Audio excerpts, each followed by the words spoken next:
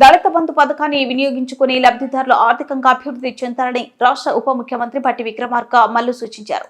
మంగళవారం రాష్ట్ర ఉప ముఖ్యమంత్రి భట్టి విక్రమార్క మల్లు జిల్లా కలెక్టర్ ముజమిల్ ఖాన్ తో కలిసి చింతకాని మండలం నాగలవంచ గ్రామంలోని వంకాయలపాటి రామయ్య ఫంక్షన్ హాల్లో చింతకాని మండల దళిత బంధు లబ్ధిదారులు మిగులు నిధుల మంజూరు పత్రాల పంపిణీ కార్యక్రమంలో పాల్గొని లబ్ధిదారులకి మంజూరు పత్రాలు అందజేశారు.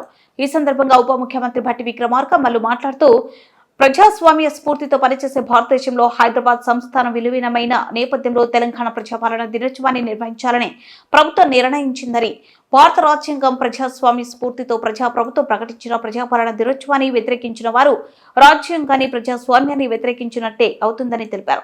చింతకాని మండలంలోని దళిత కుటుంబాలన్నింటినీ దళిత బంధు పథకం మంజూరులో భాగంగా 3,462 కుటుంబాలు ఎంపిక చేయడం జరిగిందని, మొదటి 2 విడతలో సంపూర్ణంగా దళిత బంధు సాయం అందిందని, 847 కుటుంబాలకు ప్రత్యేక అధికారుల ద్వారా సర్వే చేయించి మంగళవారం 15,54,32,629 రూపాయల మంజూరు పత్రాలు పంపిణీ చేస్తున్నామని తెలిపారు. భారత రాజ్యాంగం ప్రజాస్వామ్యం కంటే ఏది గొప్పది కాదు.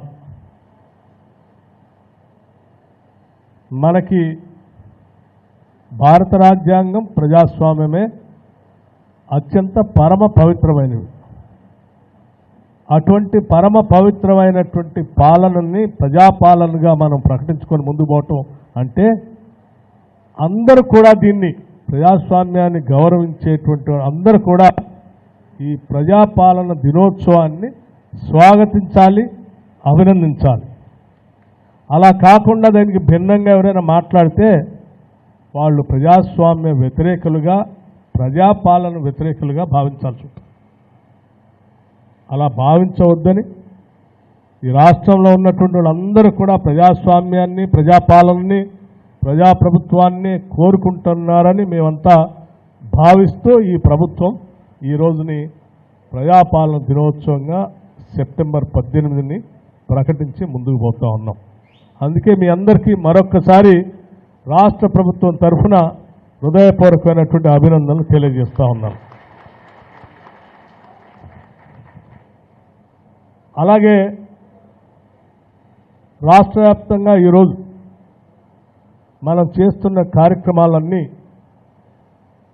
హైదరాబాదులో రాష్ట్ర ముఖ్యమంత్రి రేవంత్ రెడ్డి గారు, ఇతర జిల్లాల్లో ఆయా జిల్లాలకు సంబంధించినటువంటి మంత్రులు, బాధ్యత ఉన్నటువంటి ఇతర నాయకులందరూ కూడా ఇవాళ జెండాను ఎగరేసి ఈ రాష్ట్ర ప్రభుత్వం ప్రజలకు అంకితమై ఏ కార్యక్రమాలు చేపట్టిందో వాటన్నిటిని కూడా స్పష్టంగా వివరిస్తూ ముందుకు వచ్చాం. ఇటువంటి ప్రజాపాలన సందర్భంగా మనం అమలు చేస్తున్నటువంటి ఉచిత బస్సు రవాణా సౌకర్యాన్ని కానీ, 10 లక్షల వరకు ఉచిత వైద్యం చేపించుకునేటువంటి పేదలకు సంబంధించిన రాజీవ్ ఆరోగ్యశ్రీకి సంబంధించి కానీ, 200 లోపులో యూనిట్లు ఖర్చు అవుతున్నటువంటి కరెంటు ఖాతాదారులందరికీ ఉచితంగా కరెంటు ఇచ్చే విధానం కానీ, ఇల్లు లేనటువంటి దశాబ్ద కాలం బాధపడుతున్నటువంటి ప్రజలందరికీ ఇందిరమ్మ ఇల్లు ఒక్కొక్క ఇంటికి 5 లక్షల రూపాయల లెక్క శాంక్షన్ చేసి